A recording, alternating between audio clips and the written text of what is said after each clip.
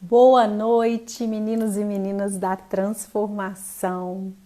Eu tenho uma surpresa para vocês. Eu estou muito emocionada porque hoje eu estava aqui escrevendo um capítulo de um livro. E esse capítulo de um livro conta a minha história, a história da menina da transformação. E por conta disso, eu tive uma ideia que no final eu vou contar para vocês qual que vai ser essa ideia. O que eu quero contar para vocês é de onde surgiu essa história da menina da transformação. Eu sei que muitos já estão me acompanhando, muitos já sabem uma parte da minha história, mas alguns ainda não. E sempre tem aquelas partes que a gente quer compartilhar de uma forma mais profunda. Eu hoje quero contar para vocês que a menina da transformação, ela mora no meu coração desde 2011, quando eu estava num evento e no momento de meditação veio muito claro essa fala da menina da transformação que mora dentro de mim. E eu acredito que todos nós temos uma menina e um menino da transformação dentro de si.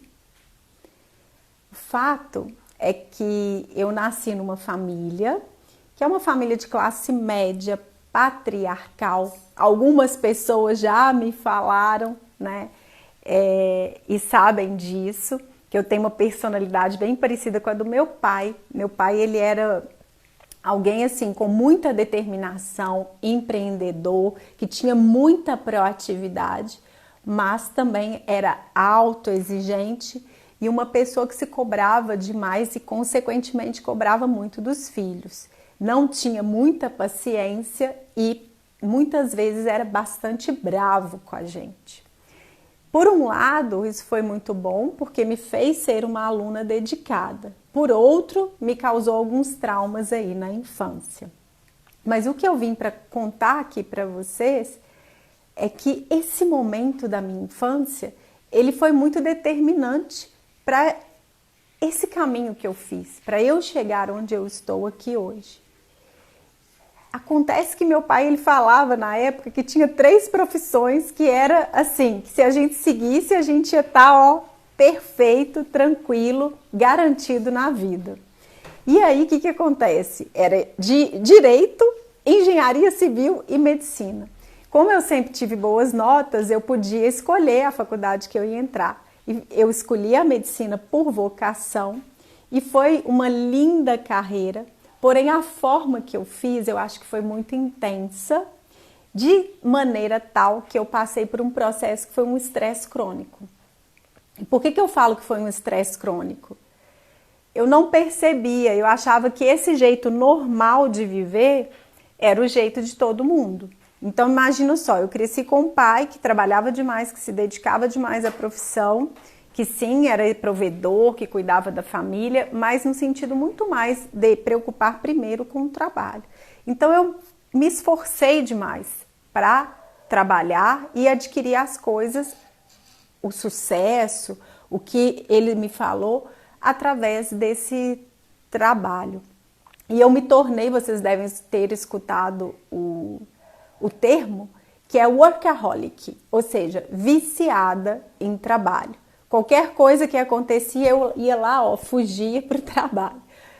Ótimo, porque em termos de carreira eu cresci, estudei muito, mas por outro lado, isso me afastou de algumas coisas que, sim, sempre foram importantes para mim, para a minha essência, para o meu ser, para a minha realização. Eu costumo falar que eu fui para tudo que era no nível racional bacana, que era de atividades que eu chamo de preocupantes, que são tarefas muitas vezes que faz parte do nosso dia a dia, mas elas acabam sendo exaustivas, e esqueci do outro lado da balança, que é aquele lugar onde a gente se reequilibra. Então, onde a gente pode encontrar essas atividades que são atividades de equilíbrio, que são atividades que eu chamo de revigorantes? É só a gente parar um pouquinho e lembrar da nossa infância. Muitas vezes são aquelas atividades que a gente fazia na nossa infância. Então, no meu caso, eu fiquei cada vez mais séria, cada vez mais profissional e esqueci um pouco o lado daquele, sabe aquela brincadeira de criança, de levar as coisas mais leves, de fazer exercício físico, de brincar, de relacionar com as pessoas, de sair, de passear. Então, na minha balança, o que foi acontecendo? Eu estava sempre no estresse e as coisas que me nutriam, elas foram reduzindo. De tal forma que eu acabei entrando num processo de estresse crônico, num colapso mesmo. E eu tive uma carreira de... Hoje eu tô com 21 anos praticamente de formada. E imagina só, eu tive mais ou menos em 2015 um conflito muito grande. Porque eu estava naquele estilo de vida que é o estilo de vida robótico. Você sai da casa e vai para o trabalho, do trabalho para casa e vice-versa. E eu achava que a vida era isso.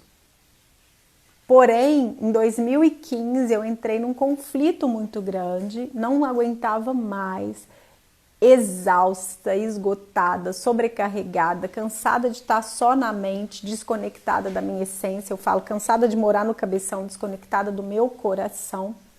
Eu resolvi dar esse basta e passar por um período que eu chamei de período sabático, que foi um período onde não só peguei a mochila para ir para o mundo, mas também peguei a mochila para ir para dentro. E eu quero falar para vocês que esse momento da nossa vida é um momento que a gente está sofrendo estresse. Não esse estresse crônico que eu estava falando da minha história, mas a gente está num período que é de estresse agudo, a gente está enfrentando sim uma situação que é uma situação que dá medo. Que a gente não sabe como é o dia de amanhã, a gente não sabe como que vai ser a nossa questão de sobrevivência. E esse estresse, ele tem uma solução. No meu caso, eu chamei aqui no meu texto de A Menina da Transformação, a coragem de ser eu mesma. E foi uma mudança radical. Mas eu acho que a gente está tendo esse chamado para a gente observar esse nosso modo de viver. Você está vivendo no piloto automático? Ou você está vivendo na entrega, como um co-criador, na sua essência? E se você estiver passando por um período de estresse, que muitas vezes se reflete nas relações que você tem com seus familiares, na sua forma de acordar de manhã, no seu estresse no seu dia a dia, que tem a ver, por exemplo, com o ânimo, você acorda animado para ir para o trabalho? Ou você está em home office, está acordando animado? Ou está cansado, ou está estressado, ou já acorda com milhões de coisas na cabeça. Então, o que eu percebi no meu processo é que eu estressei, precisei dar esse basta, e esse basta me chamou para uma caminhada de autoconhecimento, um processo interno. E eu descobri isso através da meditação. Eu achava que eu era a última pessoa para conseguir meditar. E o que aconteceu? A meditação, ela abriu um novo caminho para mim. Eu quero falar muito mais para vocês de como a meditação me ajudou, mas ela só entrou como uma ferramenta na minha vida no momento que eu tive a coragem de assumir que eu realmente estava passando por um estresse, realmente estava num período muito insatisfeito, de muito desânimo. E aí eu falei um sim para conhecer essa ferramenta. E essa ferramenta de verdade, ela me ajudou no meu processo de transformação e eu pude assumir o que estava dentro de mim há muitos anos, que era essa história de compartilhar com as pessoas a menina da transformação. E dela surge uma metodologia, surge uma forma de ensinar, surge uma forma da gente estar buscando o equilíbrio em todas as instâncias do nosso ser. Desde o nosso espiritual, o nosso mental, o nosso emocional e o nosso físico. Então, eu acho que nesse processo de transformação, eu tive como se fosse um despertar. E uma missão nova surgiu dentro de mim, que é essa missão que eu estou aqui compartilhando com vocês todos os dias no Instagram, nas lives que eu tenho feito. E falar para vocês o seguinte, gente, não é para quem está tranquilo, calmo em casa, para quem já tem a mente positiva, para quem já é zen, que é a meditação. A meditação ela é para pessoa que era tipo eu, essa pessoa que é nervosa, ansiosa, que está estressada, que acha que não vai dar conta, que não tem tempo para fazer mais nada e que não se prioriza. Então, a meditação é sim para esse cabeção, para essa mente inquieta. Então, se você está nesse período sobrecarregado, esgotado, cansado, ansioso, estressado, de repente está na hora de você conhecer essa ferramenta. E se você já conhece, como que está a sua prática? Você está se dedicando completamente a essa prática? Porque eu fui para esse processo de meditação e era lindo quando eu estava lá no centros de meditação, porque todo mundo fazia a mesma coisa.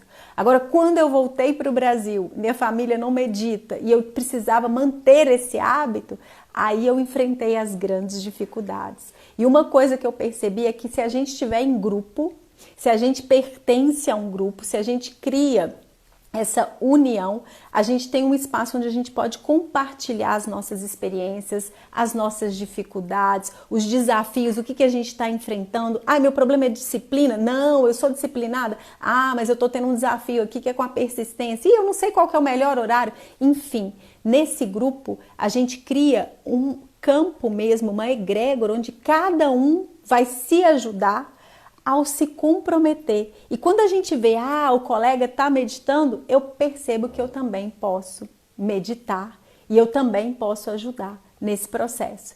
Então, por isso que eu chamo vocês para fazer parte dos meninos e meninas da transformação da nossa comunidade, porque é um chamado muito grande e a gente sabe que em grupo a gente cresce. Então, eu quero falar para vocês, eu vou contar com mais detalhes a minha história, mas queria resumir tudo isso e falar como que foi o meu encontro com a meditação, a partir de que momento da minha vida. Porque muita gente chega para mim e me pergunta, a meditação não é para mim, é para gente tipo você que é zen, que pratica yoga. Galera, eu não sempre fui assim. Inclusive, eu retomei minha prática de yoga com disciplina porque eu tinha perdido dela. Então, o que eu acho importante? É a gente reconhecer a nossa humanidade e a gente saber que vai ter período de alta, de muito comprometimento e às vezes período de baixa. E que a gente está aqui como grupo, como egrégora, como colegas, como meninos e meninas da transformação, para a gente se fortalecer, ok?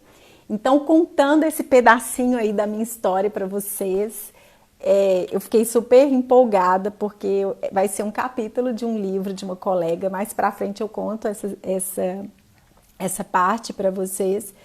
Mas eu acho que se eu fui tão dedicada na medicina, se eu fui tão dedicada e comprometida com a minha carreira, eu posso ser muito dedicada e comprometida também com a menina da transformação, com a missão dela.